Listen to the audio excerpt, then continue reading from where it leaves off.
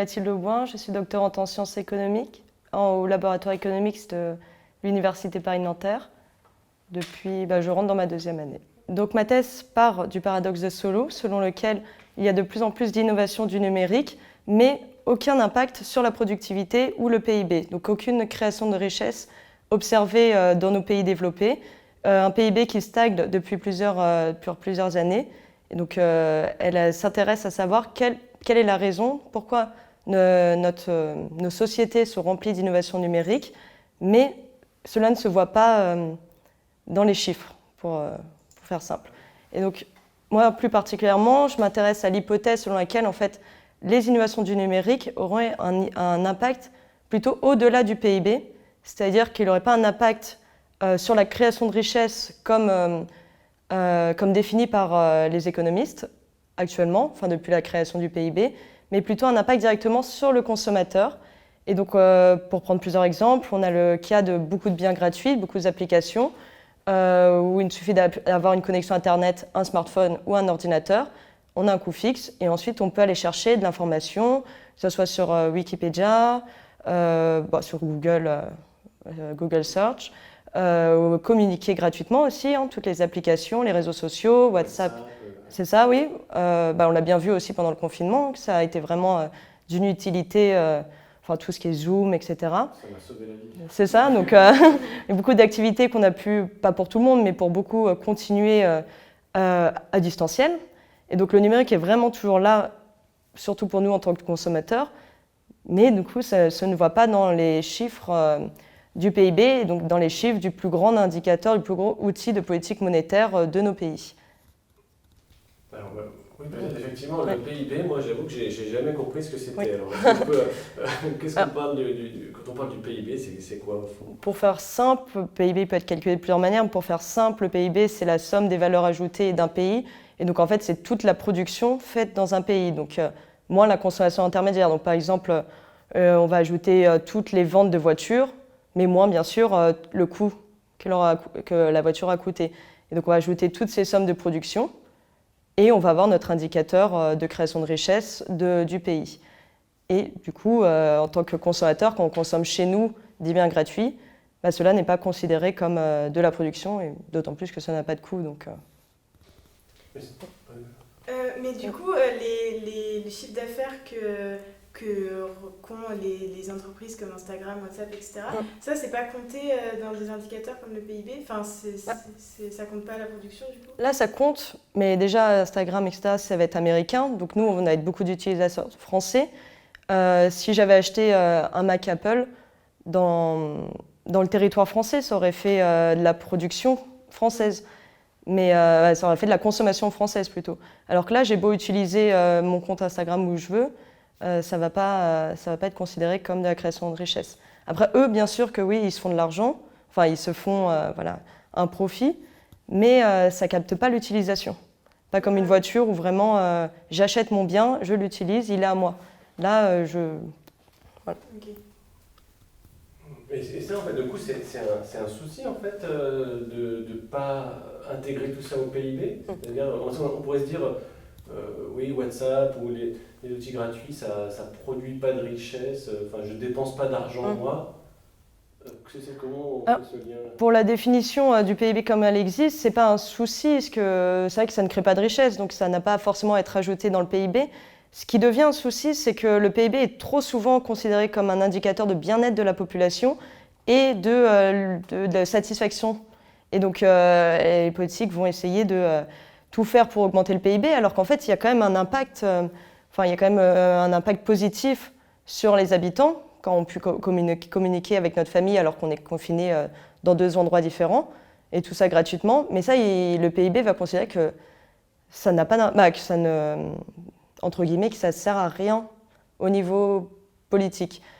Ce qui est dommage quand le PIB est à tort pris comme un indicateur de bien-être et du coup de la santé santé économique. C'est un mauvais indicateur si on veut. C'est un bon indicateur pour beaucoup de choses parce que c'est quand même important de savoir à combien est la production d'un pays. Mais c'est un mauvais indicateur pour calculer le bien-être de la population. Par exemple, certains exemples, il suffit de perdre une année d'espérance de vie et le PIB peut augmenter, parce que ça veut dire qu'on a moins de retraite. Alors je caricature, hein, je veux pas, voilà, mais ça veut dire qu'on a moins de retraite à payer. Il y a beaucoup de maladies aussi pour les personnes âgées qui sont payées du coup par tout ce qui est services de santé, par l'État généralement, mais pas forcément, enfin, ça dépend le pays. Et donc il suffit qu'un an d'espérance de vie en moins et le PIB peut augmenter. Ce qui n'est pas logique si on considère que le PIB est un indicateur de bien-être.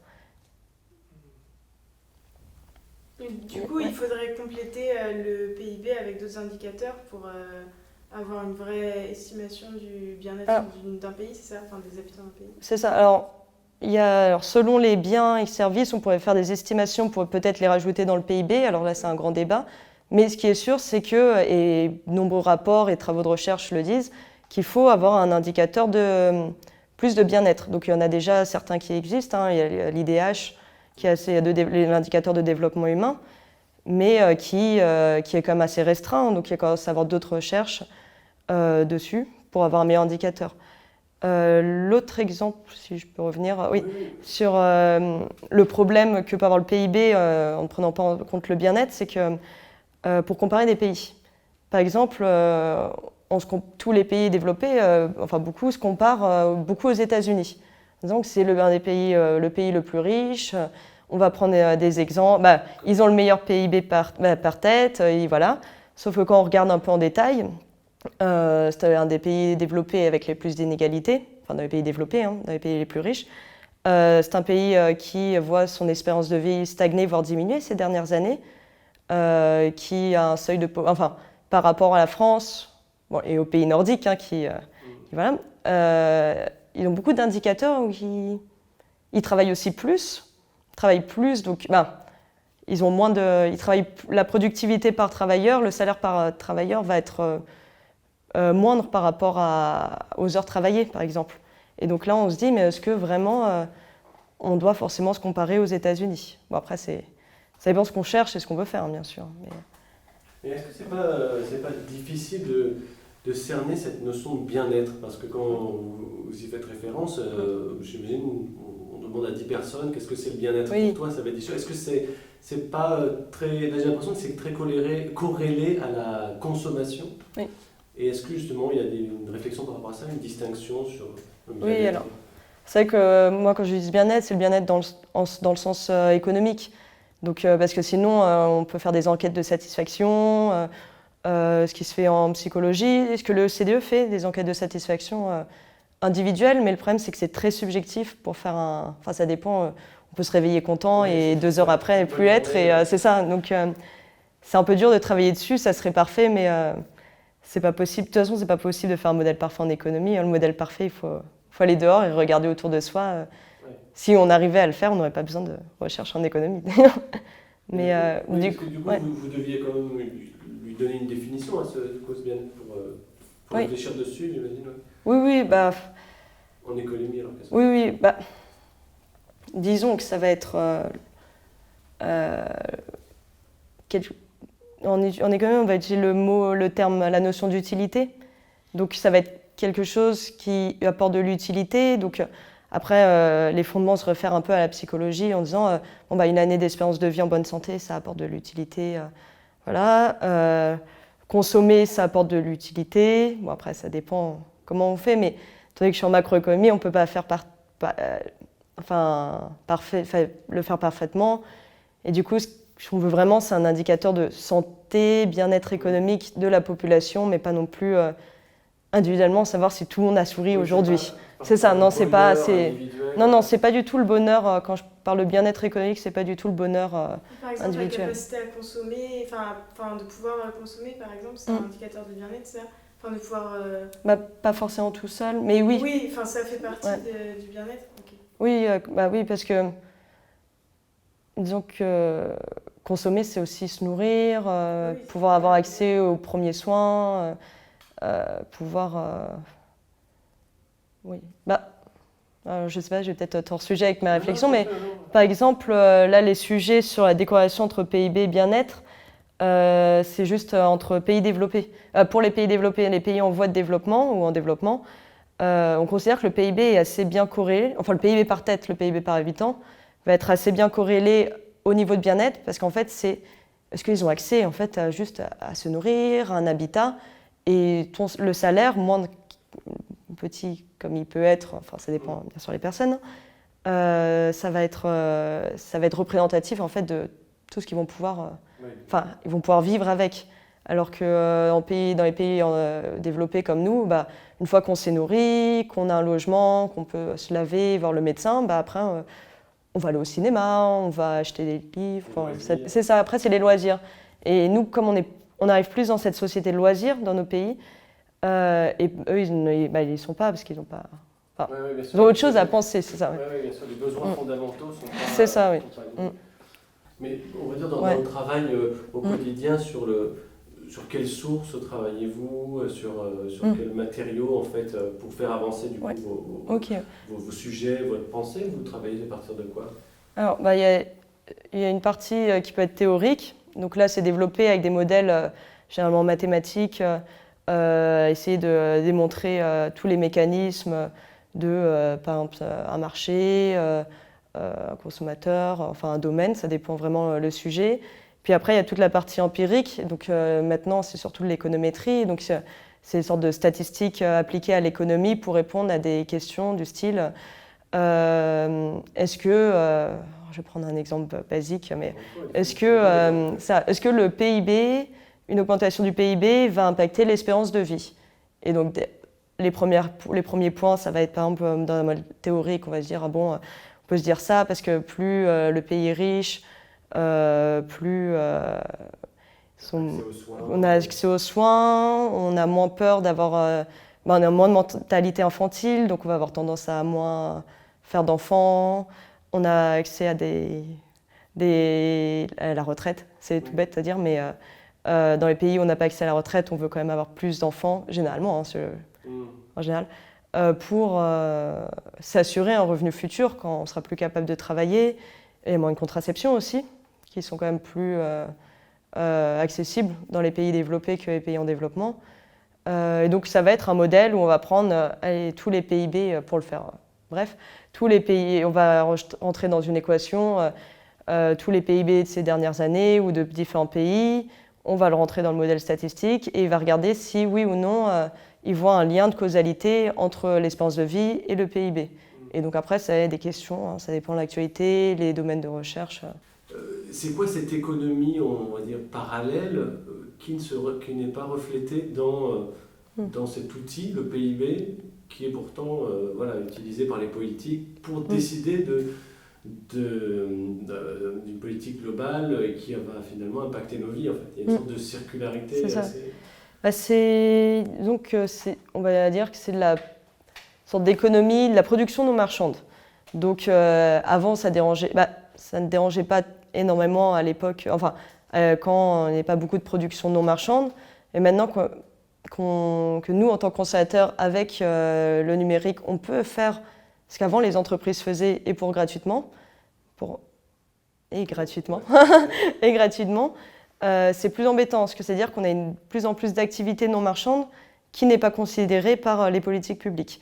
Et donc ça va être, par exemple, avant, pour faire un grand voyage, on allait dans une agence de voyage. Et maintenant, en fait, c'est nous qui le faisons tout seul en comparant les prix rapidement. On va acheter un billet d'avion, Donc ça, déjà, c'est de la substitution entre ce qui avant était rémunéré et ce qui maintenant ne l'est plus. Il y a d'autres choses, c'est l'économie collaborative, surtout l'économie de pair. Ça, c'est assez intéressant parce qu'en fait, de plus en plus, avec les applications, style Le Bon Coin, etc., on peut s'échanger des biens, on peut même les louer, on peut louer des vêtements maintenant, c'est ça, ouais. On peut louer vraiment tout et n'importe quoi. Il y a beaucoup d'applications d'entraide entre voisins aussi. Alors moi, j'ai besoin d'une perceuse, pourquoi acheter, alors que je veux faire un trou dans mon mur, pourquoi acheter une perceuse alors que mon voisin en a? Mais avant, sans l'application, il fallait que je toque chez tous mes voisins pour savoir s'ils en avaient une. Maintenant, s'il est volontaire, je vais trouver ça. Et donc pareil, donc ça fait des perceuses en moins, ce qui n'est pas plus mal, parce que ça ne sert à rien d'avoir 10 perceuses dans un immeuble qui ne sont jamais utilisées. Et donc c'est toute une activité domestique, non marchande, qui augmente, qui semble augmenter, c'est les buts de mes travaux qui semblent augmenter, mais qui ne sont pas pris en compte. Un exemple d'un exemple d'un phénomène inverse qui s'est passé quand les femmes ont commencé à rentrer sur le marché du travail. Donc elles sont rentrées, pareil je caricature un peu, mais à des métiers qui à l'époque étaient un peu considérés comme des métiers de femmes, style garde d'enfants, aide-soignante. Mais en fait avant c'était les femmes qui faisaient ça. Donc tout d'un coup on s'est mis à rémunérer des métiers que les femmes au foyer faisaient. Et ça a gêné personne en fait d'avoir ce gonflement du PIB. Sauf que maintenant en fait l'impact pourrait être l'inverse. Et donc là, c'est ce que j'essaye d'étudier. Alors moi, je ne suis pas non plus... J'ai pas fini, donc, mais c'est ce que j'essaye d'étudier, voir si là, on n'aurait pas ce gonflement, pas gonflement du coup, mais cet effet inverse. C'est-à-dire là, il va y avoir une sorte de destruction de PIB, mais pas parce qu'on arrête l'activité, mais juste parce qu'elle va au-delà de la frontière de la définition du PIB. Elle se déplace juste, mais l'activité est toujours là. C'est juste qu'on considère que nous, en tant que citoyens, population, consommateurs, on ne crée pas de richesse. Alors qu'en fait, on peut faire la même chose. Mais pourtant, ces entreprises, toutes ces plateformes-là, elles ont une existence économique. On va dire que leur raison d'être, au-delà de rendre service, c'est quand même de faire du profit. Et ce profit-là, est-ce qu'il est... Ce profit-là est compté. Il est compté, c'est ça? Oui, ce profit-là est compté. Mais c'est plus toutes ces activités qui peuvent se substituer du marchand au non-marchand qui ne sont pas comptées. Et c'est vraiment comme si le consommateur prenait un rôle plus important qu'avant. Ce qui peut faire lui-même... Alors, par exemple, j'ai lu... il y a des personnes qui disent que une fois que le coût d'une imprimante 3D sera rentabilisé, tout le monde pourrait l'avoir et j'ai besoin d'un petit objet, je vais le faire moi-même. Donc oui, j'aurais besoin, alors je ne sais pas si ça va vraiment arriver, mais j'aurais juste besoin des matériaux premiers et là, plus besoin de designer, c'est moi le designer, plus besoin de payer hyper cher du coup, les machines des autres, vu qu'une fois que j'ai rentabilisé la mienne, ça ne me coûte plus rien. Enfin, des choses comme ça. Et donc, c'est les enjeux du numérique, c'est de se dire, nous, en tant que consommateurs, en fait, on peut faire plus de choses, on est moins dépendant, on arrive à supprimer des intermédiaires, on arrive à se, entre guillemets, débrouiller autrement. Mais du coup, toutes ces activités qui justement, par exemple l'exemple de l'imprimante, on pourrait faire ses objets soi-même, mais du coup ça détruirait aussi beaucoup d'emplois qui feraient baisser le PIB. Donc ça ne serait pas comptabilisé et en plus c'est ça. Pas à cette échelle-là, il pourrait baisser. On sait que les biens gratuits ne sont pas pris en compte dans le PIB parce qu'ils n'ont pas de valeur monétaire, mais en plus on se dit qu'ils peuvent sans doute supprimer détruire du PIB. Donc ça serait une sorte de destruction créatrice, mais pas du POB vers du PIB, de l'emploi vers un autre style d'emploi, mais vraiment du PIB vers... Nous, on sait qu'il est là, mais on ne le comptabilise pas. Et donc c'est d'autant plus important de travailler sur des nouveaux indicateurs si on est amené à avoir des emplois qui sont faits par nous-mêmes. Puis de toute façon, la question des nouveaux indicateurs est d'actualité, parce que avec les problèmes environnementaux, etc., c'est un indicateur qui ne prend pas en compte la pollution, la baisse énergétique, les pics énergétiques. Du coup, le but, c'est... Ouais. Et du coup, une solution, ça serait de faire une estimation de ces biens gratuits sur le numérique ou alors de carrément faire un autre indicateur en parallèle. Il n'y a pas de solution miracle. Ouais, mais déjà, estimer, ça, c'est intéressant parce qu'on va savoir un peu l'ampleur, parce que c'est très hypothétique. La recherche pour savoir... on n'est pas sûr du résultat quand on cherche. On n'est pas sûr que l'intuition ait été bonne. Mais de savoir un peu l'ampleur pour savoir à quel point ça peut impacter nos économies. Ou alors... Comment on pourrait faire justement, par exemple, pour calculer, je ne sais pas si on prend une application comme Le Bon Coin, comment est-ce que ça pourrait être un des travaux que vous menez, de se dire, tiens, on va prendre une application et on va calculer combien ça représenterait... de gain en PIB, est-ce que ça peut... Oui, ça pourrait être intéressant. Et comment on s'y prendrait, du coup, pour... Déjà, il faudra avoir un contact chez Le Bon Coin. Mais je pense qu'eux, ils savent, ils doivent travailler sur ça. Mais oui, ce qui serait intéressant, c'est de calculer un peu combien, en fait, il y a de ventes, parce qu'il y a très peu de statistiques dessus. Mais depuis janvier dernier, je ne sais plus si c'était 2019 ou 2020, les plateformes collaboratives sont obligées de donner leurs données à l'État, de déclarer tout, même si ça ne rentre pas dans le PIB et même s'ils ne vont pas être imposés. Parce que par exemple sur le Bout le Coin, si je ne me trompe pas, on n'a pas besoin de déclarer, enfin on ne sera pas imposé en dessous de 20 000 euros ou 10 000 euros de transactions, de chiffre d'affaires et 20 transactions. Donc, et maintenant, du coup, normalement, l'État devrait récupérer ces données. Alors, qui, je ne sais pas. Mais donc maintenant, ils sont obligés, même Blablacar, etc. Pareil, Blablacar, on peut se faire un peu de profit, mais comme c'est censé être du partage de frais, il ne faut pas que le profit soit trop grand. Sinon, on peut être imposé, on est considéré comme un chauffeur. Ouais, c'est ça. Ce travail sur les sources, et notamment le big data, ça va être une des problématiques au cœur de votre travail, c'est-à-dire d'identifier, de pouvoir mettre la main dessus, ou pas forcément? Non, pas forcément là. Je ne me dirige pas. Vraiment, moi, ce qui m'intéresse pour l'instant, c'est vraiment les mécanismes par lesquels des activités marchandes avec le numérique deviennent des activités non marchandes ou deviennent des activités gratuites et comment ça peut détruire du PIB mais ajouter de l'utilité, tout en ajouter de l'utilité. Parce que dans la théorie macroéconomique, en fait, on parle de ça, c'est que des innovations améliorent la productivité des travailleurs, etc. Et donc va avoir un impact au final sur le PIB. Et là, on a plein d'innovations et on se dit, mais où est cet impact? Et en fait, cet impact, notre hypothèse serait qu'elle serait sur le consommateur directement. Elle ne passerait pas par une entreprise. C'est une sorte de productivité, mais en tant que consommateur. Pas une productivité vers le producteur. Moi, c'est vraiment plus macro. Je ne m'intéresserai pas pour l'instant, après on verra plus tard. Mais, est-ce qu'on ne pourrait pas se dire que, par exemple, des individus qui feraient des économies en utilisant des plateformes alternatives, en fait, donc leur argent, ils iraient le dépenser ailleurs, et cet argent dépensé ailleurs, lui, rentrerait dans le PIB, et que d'une certaine façon, en fait... Ça va revenir parce qu'ils vont dépenser. Mais en fait, avant, il y avait double consommation, par exemple. Je suis une entreprise, enfin, je suis un boulanger, je vends mon pain, ça c'est dans le PIB, et grâce à l'argent que j'ai récupéré de mon pain, je vais m'acheter des chaussures, 2 transactions. Alors que là, je vends mes chaussures d'occasion à un inconnu sur une application. Ça ne va pas rentrer dans le PIB, donc ça fait de la vente de chaussures, même si moi, je vais quand même acheter mon pain derrière. Ah oui, et puis c'est ça, donc des chaussures neuves, donc du coup, c'est ça, oui, c'est ça. Donc c'est donc en fait, ce qui peut être marrant, c'est un peu de se dire que bon, alors là, c'est complètement pour imaginer, mais se dire qu'en fait, c'est comme si avec ces plateformes collaboratives, on pouvait revenir au troc. Sauf qu'on va me donner de l'argent, mais je vais tout de suite, hop. Enfin, on fait juste un échange de main à main. C'est pas une grosse entreprise. Alors c'est pas du troc vu qu'il y a un échange monétaire. Même si il y a beaucoup de plateformes où on peut échanger des vêtements contre des vêtements, des choses comme ça. Et donc tout ce numérique, ces plateformes permettent à un coût vraiment très très faible de pouvoir faire ça, tous ces échanges, ce qui n'était pas possible avant.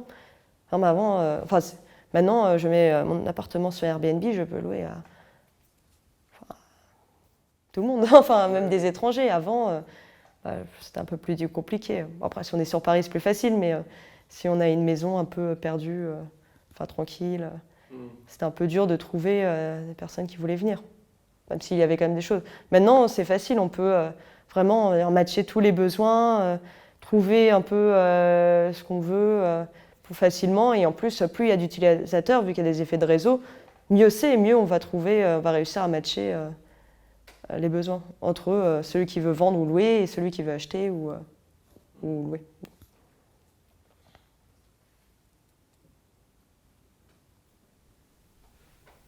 Est-ce que peut-être vous êtes comment dire, vous connaissez la position un petit peu de l'État par rapport à ça? Est-ce que l'État, c'est peut-être idiot, mais est-ce que l'État s'inquiète de cette disparition Alors, il y a capitaux, l'État en tant que tel, enfin le gouvernement, je ne sais pas.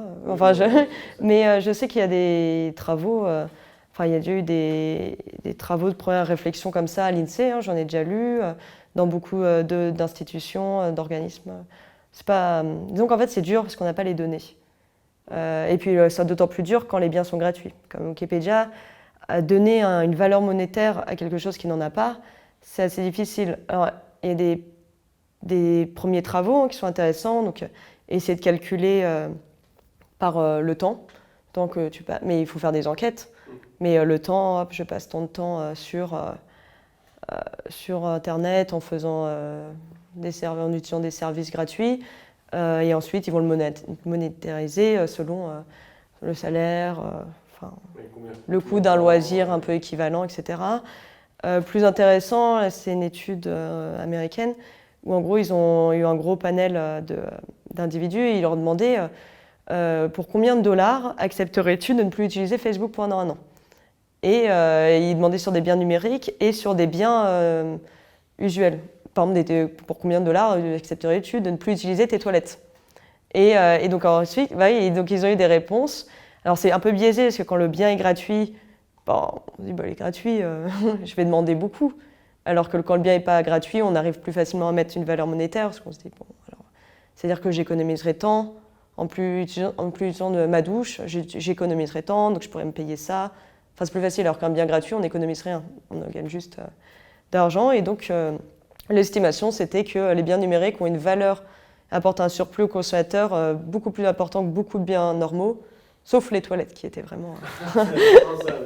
C'est ça. Et donc, après, c'est beaucoup... des sortes d'expériences, d'enquêtes, pour calculer tout ce surplus, toute cette valeur monétaire fictive, en fait. Mais ça ne veut pas dire que l'utilisation de Facebook coûte tant d'euros ou de dollars. Ça veut dire que c'est juste pour comparer. On utilise l'argent juste pour comparer, hein, pas parce que l'argent, c'est génial, mais parce que c'est la seule unité qui nous permet de comparer aux autres biens qui ont tous une valeur monétaire. Donc. Et du coup, est-ce qu'il y a d'autres pays où ils essayent plus de prendre en compte dans des indicateurs qui ressembleraient au PIB les outils numériques ou pas forcément? Ou tout le monde a Dans le PIB, non. Pas à ma connaissance peut-être, mais généralement là c'est que des travaux de recherche où ils essayent de creuser. Enfin, ils ne vont pas se lancer directement en disant des premiers travaux de recherche, donc on va inclure par exemple.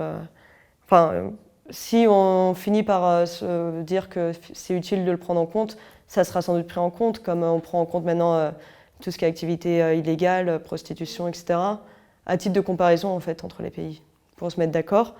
Donc pourquoi pas si... Mais pour l'instant, vu qu'on n'arrive pas à le prendre, et puis encore une fois, ça n'a pas de valeur monétaire, donc c'est ça qui est un peu délicat de dire aux statisticiens, Quand on intègre la drogue ou la prostitution... C'est ça, là on arrive à estimer... payé, c'est ça.